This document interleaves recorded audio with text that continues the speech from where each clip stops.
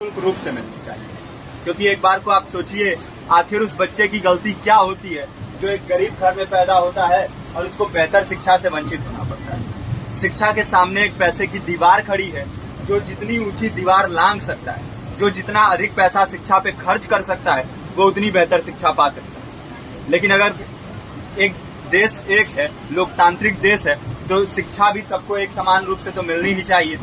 आज परिस्थिति ये है कि एक तरफ तो प्राइवेट स्कूल हैं जो लूट के अड्डे बने हुए हैं, वहां पे आप एडमिशन कराने जाएंगे तो सिर्फ एडमिशन के नाम पे ही आपको 10,000 20,000 रुपए देना होगा। और कमीशन खोरी का ऐसा धंधा है कि कॉपी, किताब, टाई, बेल्ट, ड्रेस, जूता कहाँ से खरीदना है ये आप नहीं तय करेंगे वो प्राइवेट स्कूल वाले। यानी आम लोगों की मेहनत की आखिरी कौड़ी उनके जेब से वसूल लेना चाहते हैं। और दूसरी तरफ सरकारी स्कूलों में न तो पर्याप्त टीचर हैं, न पर्याप्त बिल्डिंगें हैं।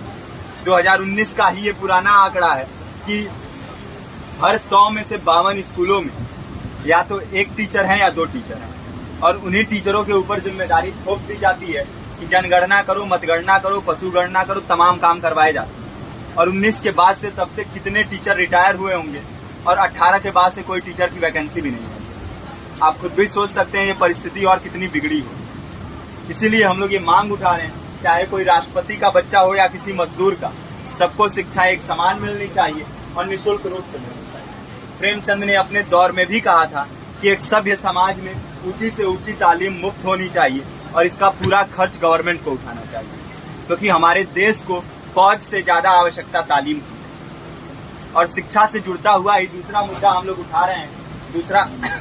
दूसरा मुद्दा है रोजगार का। रोजगार की परिस्थिति ये है कि आज सरकारी सेक्टर हो या प्राइवेट, सब कुछ ठेका संविदा के हवाले किया जा रहा है। परमानेंट नौकरियां लगातार घटाई जा रही है। इसी रेलवे में 1995 के आसपास लगभग 18.5 लाख कर्मचारी काम करते थे, लेकिन आज उनकी संख्या 12 लाख थी। आप खुद भी सोच सकते हैं कितने बड़े पैमाने पे परमानेंट पदों को घटाया जा रहा है। और आज आलम ये है, एक तरफ लाखों पद खाली पड़े हैं, फिर भी कोई वैकेंसी नहीं निकलती। जो वैकेंसियां निकलती हैं उनमें भ्रष्टाचार होता है, पेपर लीक हो जाते हैं। RO, UP police, BPSC, SSC, CGL, ऐसे तमाम पेपर लीक हो चुके हैं, आप लोग भी जानते ही हैं। अभी नीट की धांधली में ये पता चला कि एक एक पेपर 30 लाख से 50-50 लाख रुपए में बेचा गया। हम और आप तो ये पैसा नहीं दे सकते। पूरी की पूरी कारस्तानी सरकार, प्रशासन, शिक्षा माफियाओं की होती है। और भुगतता कौन है? आम घरों के लोग, जो लोग सालों साल तैयारी करते हैं, दिन भर में 10-10 घंटे, 12-12 घंटे पढ़ते हैं। और इतनी कड़ी मेहनत के बाद, सालों साल की मेहनत के बाद उनके हाथ लगती है तो सिर्फ हताशा, निराशा, अवसाद।